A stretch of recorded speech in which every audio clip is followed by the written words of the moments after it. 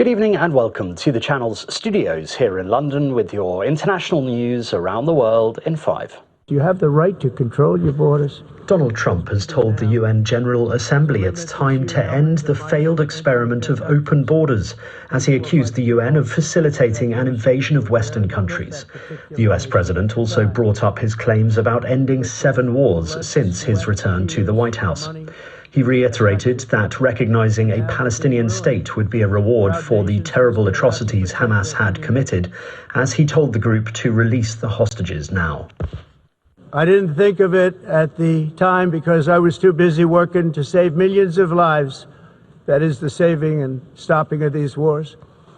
But later I realized that the United Nations wasn't there for us. They weren't there.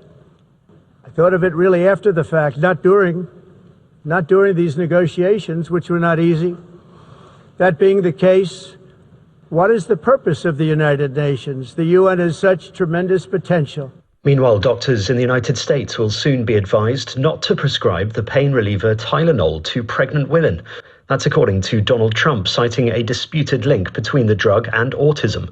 Mr. Trump made the announcement in the Oval Office alongside Health Secretary Robert F. Kennedy Jr. Don't take Tylenol. The president claimed that taking paracetamol, the main ingredient in Tylenol, is no good and that pregnant women should only take it in cases of extreme fever.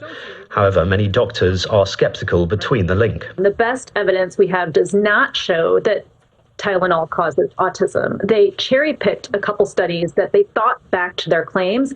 They ignored the lion's share of studies that argue against Tylenol causing autism. The best recent study argues against a causal link. I would say that's probably what we've been telling people all along. No one takes Tylenol unless it's necessary. It's not like a vitamin, and we would never treat it that way. Patients are told to use acetaminophen when they have a fever, when they have a headache, or other pain symptoms in pregnancy which require treatment. So I was hoping maybe we'd hear something a little bit more detailed, and maybe that's still to come, but I'm not surprised by that statement. Former Philippine President Rodrigo Duterte has been charged with crimes against humanity by the International Criminal Court. The 80-year-old is accused of being criminally responsible for dozens of murders that allegedly took place as part of his so-called war on drugs, during which thousands of small-time drug dealers, users and others were killed without trial. The ICC's charge sheet, which includes several redactions, dates from July, but was only made public on Monday. China has evacuated hundreds of thousands of people and ordered at least 10 cities to close schools and some businesses as the strongest storm of the year bears down on its southern coast. Super Typhoon Regassa has already torn through the Philippines and Taiwan. One of the world's busiest cities, Hong Kong, is at a standstill with shelters open. More than 700 flights across the region have been diverted or cancelled. The storm is expected to make landfall in China's Guangdong province on Wednesday, where some 370,000 people have been evacuated so far, as authorities warn of a catastrophic situation.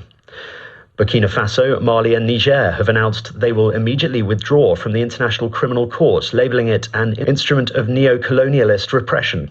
The 3 military-led countries issued a joint statement saying they would not recognise the authority of the UN-backed court based in The Hague. The court has not yet responded to the decision by the 3 countries, all of which have close ties to Russia, whose leader Vladimir Putin has been subject to an ICC arrest warrant. The MAGA gang desperately trying to characterize this kid who murdered Charlie Kirk as anything other than one of them. Jimmy Kimmel's late-night talk show will resume airing on Tuesday, according to Disney. The show was suspended after comments Kimmel made about the death of conservative activist Charlie Kirk. In a statement, Disney said, "We have spent the last days having thoughtful conversations with Jimmy, and after those conversations, we reached the decision to return the show on Tuesday." Earlier on Monday, hundreds of celebrities, including Jennifer Aniston, Meryl Streep and Robert De Niro, signed a letter backing Mr. Kimmel. And a wandering elk, spotted at dozens of locations across Central Europe this summer, has been captured by authorities in Austria and released close to the Czech border. The elk, nicknamed Emil, was tranquilized by Austrian wildlife officials on Monday after straying dangerously close to a motorway in Upper Austria. He was fitted with a GPS tag and released on the Czech-Austrian border, on the edge of the Sumava forest of South Bohemia. And that's your international news around the world in 5. Now back to the channel's studios in Lagos.